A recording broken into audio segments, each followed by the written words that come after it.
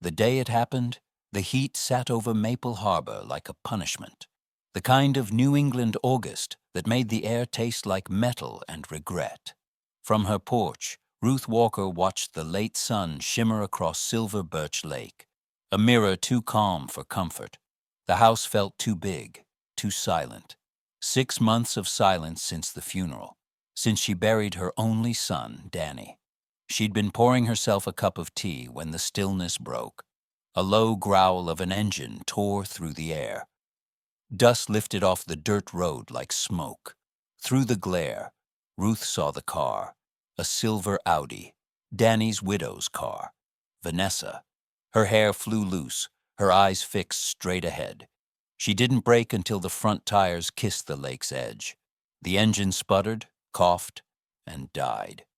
Ruth froze. Something in Vanessa's movements felt wrong. Wild, jerky, desperate. The kind of wrong that makes your gut go cold. She threw open the trunk and yanked out a brown leather suitcase. Ruth's wedding gift to her years ago. "So you can carry your dreams everywhere," Ruth had said then. Now Vanessa dragged it like it carried a body instead of clothes. "Vanessa," Ruth called out, but her voice died before it reached the water. Vanessa didn't even look up.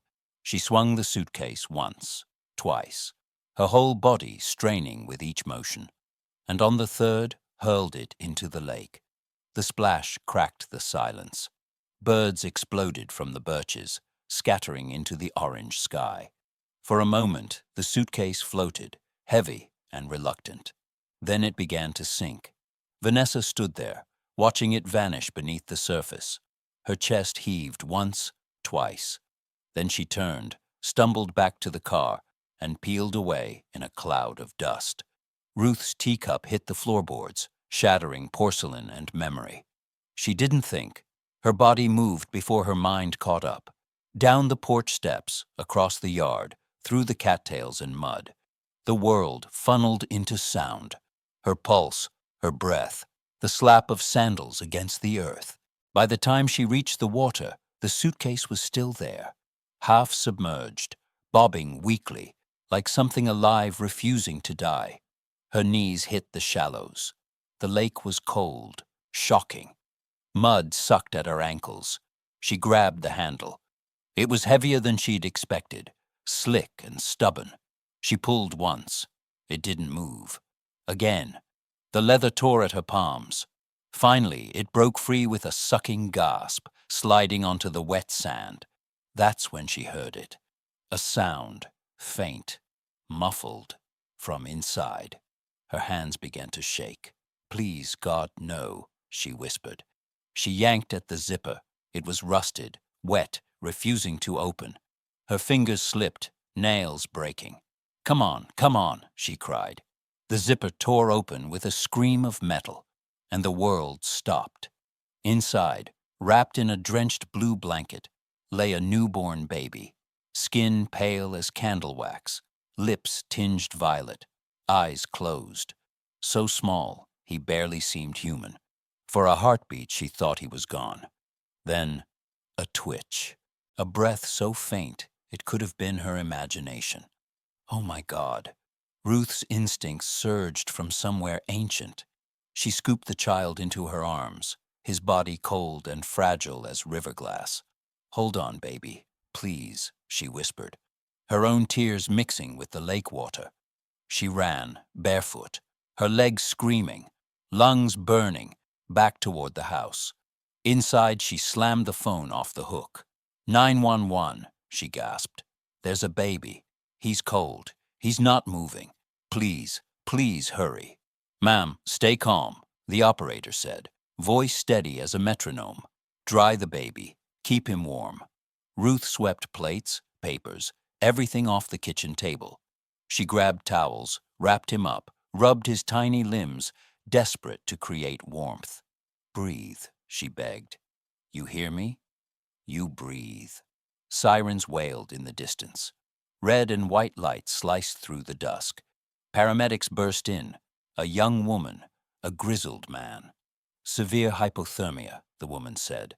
"Professional and urgent." "Tiny mask," Tiny tubes, quick hands. How'd you find him? Ruth's voice cracked. In the lake, in a suitcase. Vanessa threw him.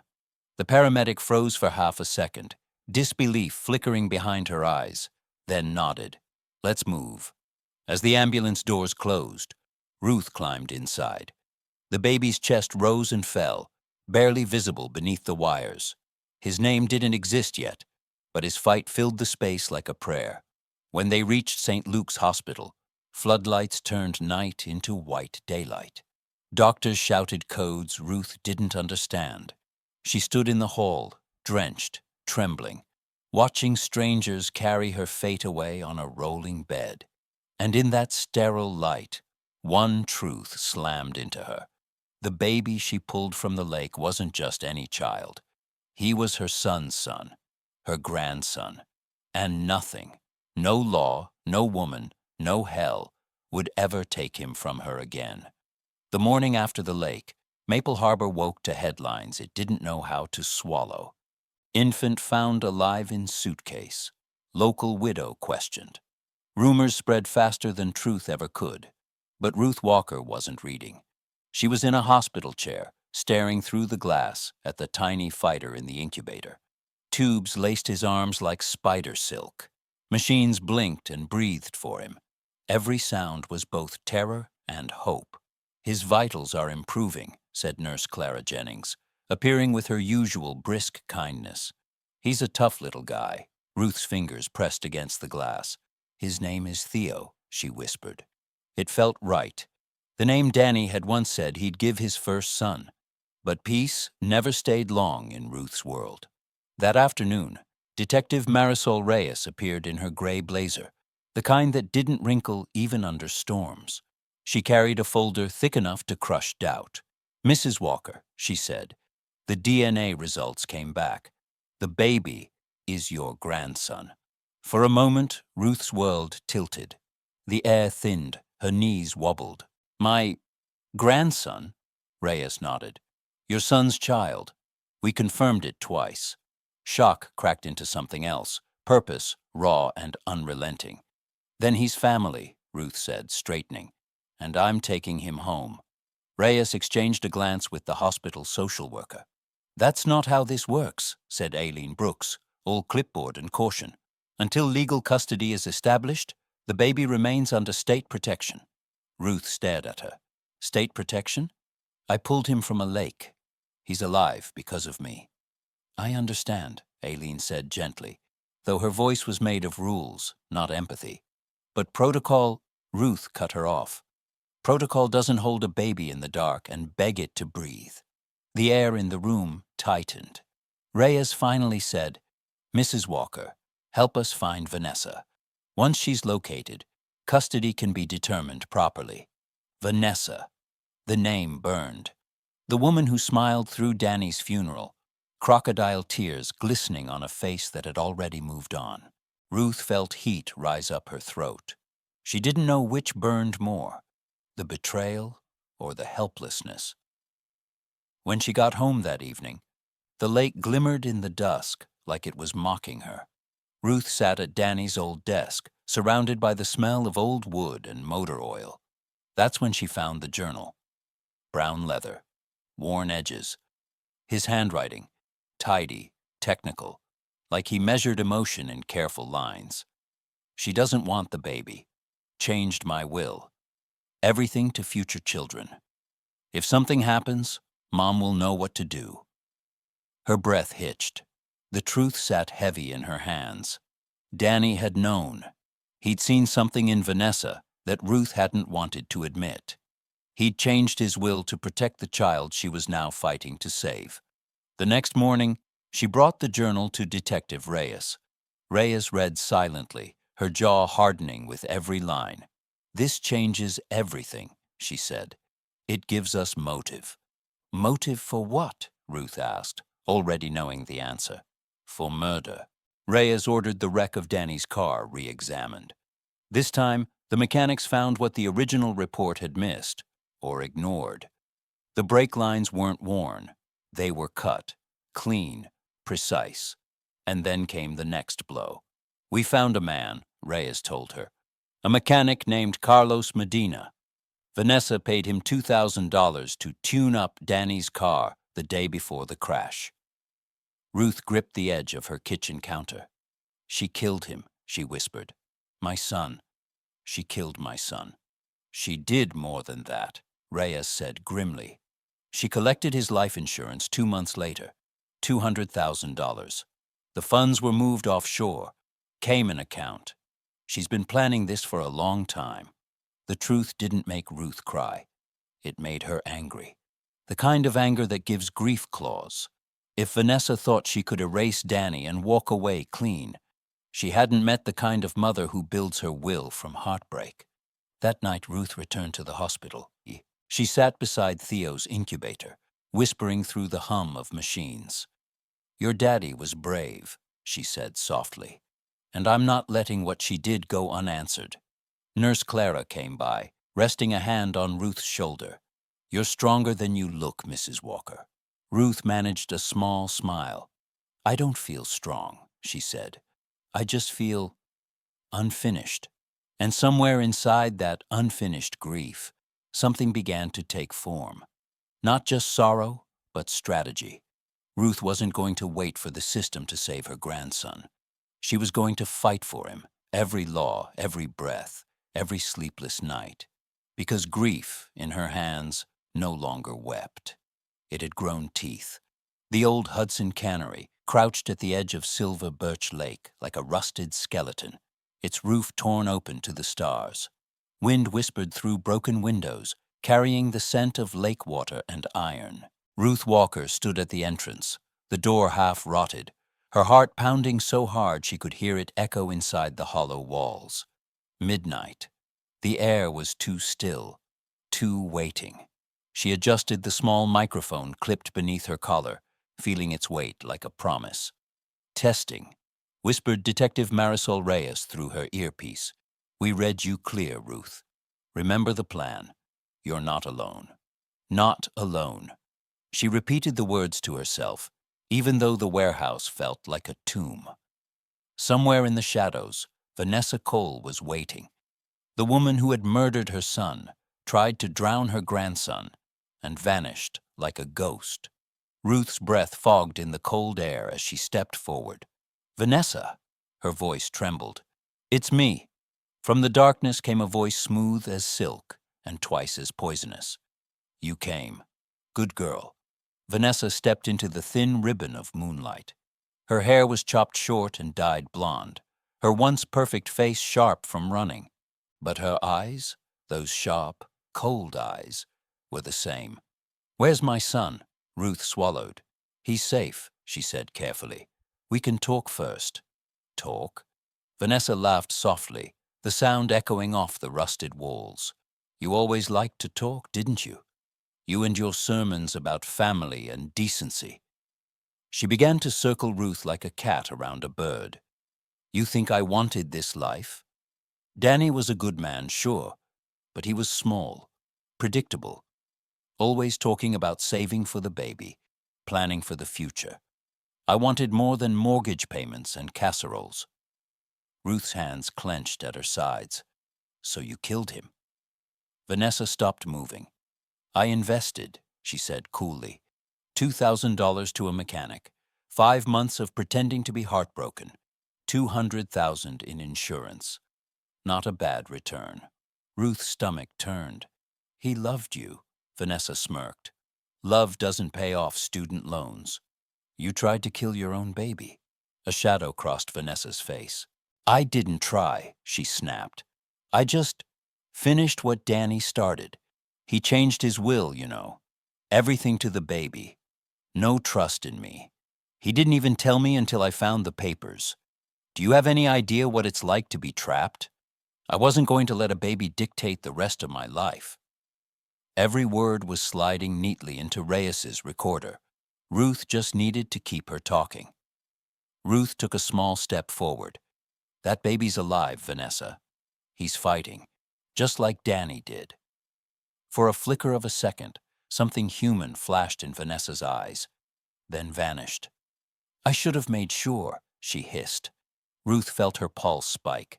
It's over, Vanessa. You don't have to run anymore. Vanessa laughed again, lower this time. Run? Oh, Ruth, you really don't get it. I didn't come here to run. She reached into her jacket. Ruth froze. A gun gleamed in the half-light. Where's the baby? Vanessa's voice was steady now, terrifyingly calm. You're going to give him to me, along with the money from Danny's will. All of it. Or I'll finish what I started. Ruth's voice shook, but she didn't move. You'll never touch him. Her fingers brushed the panic button sewn beneath her sleeve. 3 quick taps. Signal sent. Don't test me, Vanessa screamed, stepping closer. The barrel trembled as her breath came faster.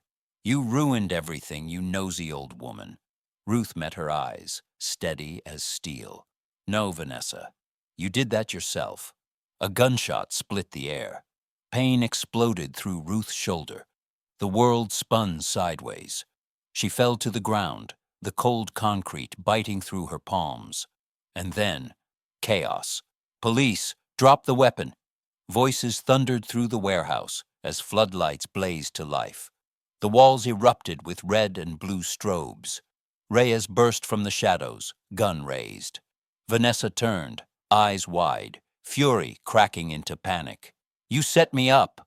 Put it down, Vanessa, Reyes shouted. It's over. For a heartbeat, Ruth thought Vanessa would shoot again, either at them or at herself. Then the weapon clattered to the floor. Officers swarmed her, tackling her to the ground. Cuffs clicked. Ruth gasped, clutching her bleeding shoulder. Reyes was beside her in an instant, pressing gauze against the wound. You did it, Ruth. She's done. We got everything. Sirens wailed outside as paramedics rushed in. The air reeked of gunpowder and victory. Ruth's voice was weak but steady. Is she in custody? She won't hurt anyone ever again. As they lifted Ruth onto the stretcher, she turned her head toward the open door. Through the flashing lights, she could see the lake glimmering in the distance, quiet, endless, and finally, at peace. Danny, she whispered, eyes closing. We got her. Then the world faded into the sound of sirens and the faint, steady rhythm of her own heartbeat, proof that both she and justice were still alive. When Ruth Walker opened her eyes again, everything was white. Walls, sheets, the bandage on her shoulder. The world smelled like disinfectant and survival. For a long moment, she didn't remember where she was. Then she saw Theo, asleep in Nurse Clara's arms, small and safe. The memory returned like a tide. The warehouse, the gun, the flash. You're lucky, Clara said softly when Ruth stirred. Another inch, and that bullet would have found your heart. Ruth smiled faintly. Guess I'm hard to kill.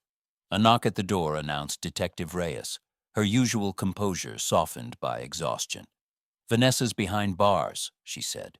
Confess to everything. Murder, insurance fraud, attempted murder. The jury didn't even need a day. She'll never walk free again.